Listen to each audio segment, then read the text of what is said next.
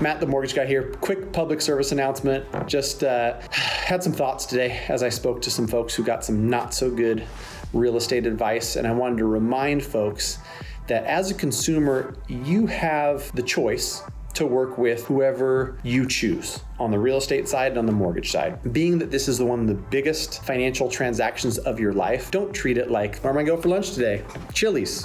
Or who's gonna cut my hair and stop by Sport Clips.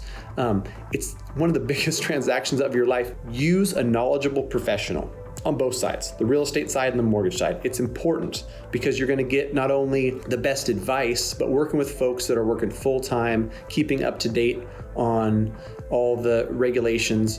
It could cost you tens of thousands of dollars listening to the advice of folks who are doing it part-time or not up to speed on the latest and greatest when it comes to, mortgage products on the mortgage side and how to structure that, or on the real estate side, how to structure a deal, how to list your house properly, and, how to get you the best price as a buyer, things like that. So that's my advice. Using anybody you want for the other stuff, I can go for that, but for your real estate needs, I can't go for that.